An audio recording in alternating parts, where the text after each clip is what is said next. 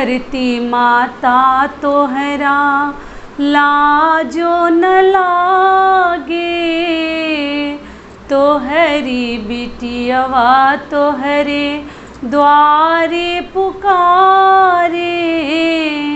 अब त भेंट होई अगला जा नमावा में, हमके लेइला नया पनी शरणवा में। माता लेइला नया पनी शरणवा में। नमस्कार दोस्तों, मैं हूं ममता तिवारी और आप सभी का स्वागत करती हूं मेरे चैनल ममताज वे में। कैसे हैं आप सब, तो ये बताने के लिए कमेंट बॉक्स में जय माता दी हमेशा की तरह ज़रूर लिखिए। तो चलिए आज हम इस वीडियो में जानेंगे कि अपनी पति के भलाई के लिए, पति के बढ़ोतरी के लिए, घर की बढ़ोतरी के लिए, विकास के लिए कौन से हमें 8 कार्य बिल्कुल नहीं भूलने चाहिए। बड़े छोटे छोटे कार्य हैं, कुछ कार्य उसमें से आप जानती भी होंगी, कुछ नियम, लेकिन मैं थोड़ा सा आपको याद दिला देती हूँ, क्योंकि आप लोग कहते हैं ना कि दीदी आपके वीडियो से हम लोगों को बहुत लाभ हो रहा है। और जब से हम आपके वीडियो देख रहे हैं, हम लोग जैसे पहले हम लोग पूजा नहीं करते थे, पहले हम लोग देर तक सोते थे, वो सब कुछ हम लोगों का चेंज हो रहा है, बदल रहे हैं हम लोग, और बहुत शांति मिलती है दीदी वो सब अच्छे कार्य करके। तो मुझे भी बहुत खुशी होती है कि मेरी बहनें इतना मेरे वीडियो से मतलब आप लोग मोटिवेट हो रहे हैं। ये जानकर सोचिए मेरे से बड़ा भाग्यशाली सौभाग्य वाला आदमी कौन होगा जिससे कि आप लोग इतना अधिक मोटिवेट हो रहे हैं मेरे वीडियो से। तो चलिए आज मैं वो 8 नियम आपके साथ, बड़े छोटे छोटे नियम हैं, जल्दी जल्दी से थोड़ा बता देती हूँ बिना समय लिए। आप लोग ज़रूर ध्यान दीजिएगा, अगर करती हैं तब तो बहुत अच्छी बात है, अगर नहीं करती है तो आगे से ध्यान रखिएगा कि अपने पति के मतलब ऊंचाई तक पहुंचाने में ना एक औरत का ही बहुत बड़ा हाथ होता है। तो वो गलतियां आप बिल्कुल मत कीजिएगा। मैं चाहती हूं कि ये 8 नियम मैं आपके साथ शेयर करूं कि आप लोग जो हैं इस नियम को ज़रूर अपने घर में कीजिएगा अगर नहीं करती हैं तो। क्योंकि बरकत के लिए ना ये सब छोटे छोटे जो स्वभाव और ये नियम है ना औरतों के, वो घर को इतने जल्दी बदलते हैं ना। आप थोड़ा सा करके, कुछ दिन ही करके आप ध्यान दीजिएगा कि सही में लाइफ चेंज हो रहा है कि नहीं हो रहा है।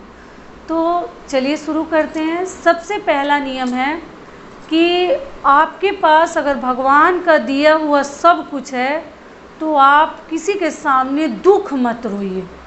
लोगों की ये एक आदत हो जाती है, मतलब कई लोग ऐसे करते हैं, धन की वजह से तो डूबे हैं, उसमें दबे पड़े हैं, लेकिन ना रोते चलते कहाँ है, नहीं है, कहाँ। देखिए मैं वीडियो में जहाँ बताती हूँ, अपने लास्ट वीडियो में बताई हूँ कि हाँकते भी नहीं चलनी चाहिए कि मेरे पास क्या है क्या नहीं है, कितना में हम हैं, हस्बैंड कौन से जॉब करते हैं, वो भी नहीं बतानी है।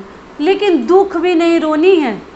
इसलिए नहीं रोनी है कि भगवान अगर आपको सब कुछ दिए हैं, नहीं है तब तो चलो ठीक है, आप किसी से कुछ कह सकते हैं कि देखिए मेरे पास ये चीज़ नहीं है। लेकिन एक एक लोगों की ना रोने की आदत हो जाती है जो बड़ा अशुभ है।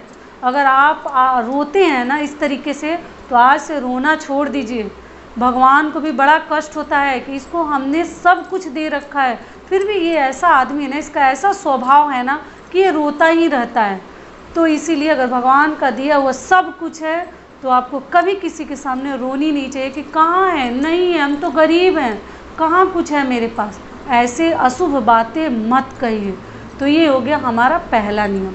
दूसरा नियम क्या है कि अपने पति को या बच्चों को बहुत अधिक पुराना ड्रेस ना पहनाएं। बच्चों के भी ड्रेस वगैरह का थोड़ा सा ध्यान रखिए। टूटे फटे, बेल्ट टूटा है, इधर सिलाई उधड़ गया है, इधर लटक रहा है, वैसा ड्रेस मत पहनाइए। अगर घर में बरकत, बढ़ोतरी और ऊंचाई चाहती हैं कि सबसे हम आगे रहें, तो ये सब कार्य आपको करनी चाहिए। बच्चों पर और हस्बैंड पे और अपने पर भी पूरा ध्यान दीजिए। टूटा फूटा बटन वाला, पुराना, थोड़ा मान लीजिए नहीं है तो पुराना पहनिए, लेकिन साफ़ सुथरा पहनिए, सीला वाला पहनिए, फटा फूटा मत पहनिए। तो ये हो गया हमारा दूसरा नियम।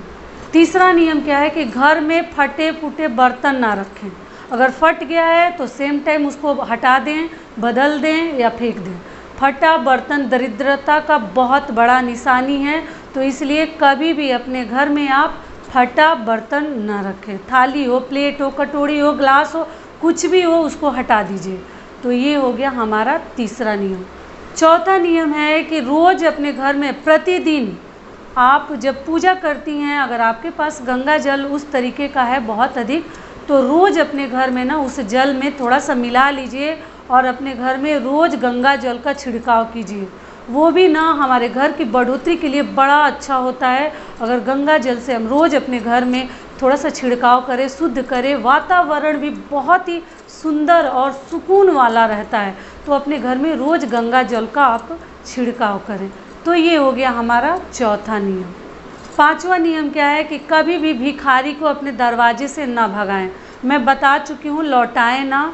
और अगर मान लीजिए रोड पे आप जाते हैं, ट्रैफिक वगैरह में अगर देखते हैं ना भिखारी जैसे आस पड़ोस से आ जाते हैं, थोड़ा सावधानी के साथ, क्योंकि भिखारी के रूप में आजकल चोर भी आते हैं, जो कि मैं बता चुकी हूँ। लेकिन वैसा कुछ गरीब बच्चे वगैरह मांगते हैं ना, तो थोड़ा सा दया आपको रखनी चाहिए, बहुत ज़्यादा नहीं तो कुछ ही पैसे उसके हाथ में, एक 10 का नोट भी तो ज़रूर रख दीजिए।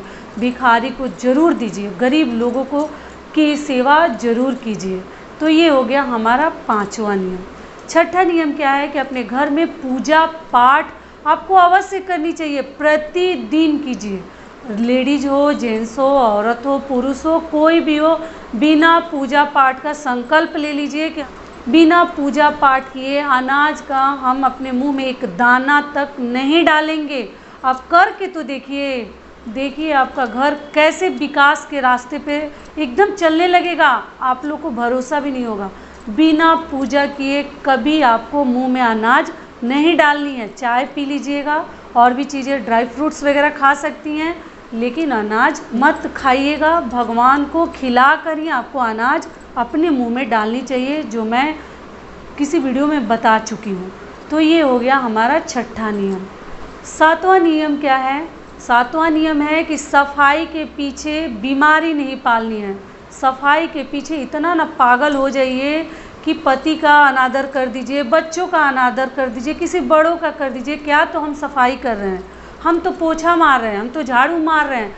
वैसा सफाई हमें नहीं करनी है। सफाई भी उतना ही कीजिए, लिमिट में, एक दायरे में रह कर सफाई कीजिए। उसको बीमारी मत बना लीजिए कि सफाई करते करते घर के जो लक्ष्मी और धन और दौलत है सभी को हम सफाई ही कर जाएं। तो उतना सफाई वाला भी हमें नहीं बननी है।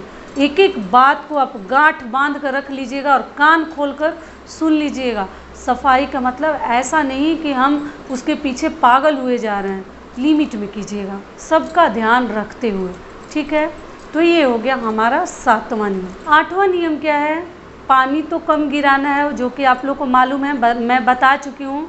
हर मंगलवार को आप एक नियम बना लीजिए कि मंगलवार के दिन और शनिवार के दिन हमें सुंदरकांड अपने घर में ज़रूर पढ़नी है। अगर प्रतिदिन आप पढ़ते हैं तब तो इससे बेहतर और बढ़िया तो कुछ हो ही नहीं सकता।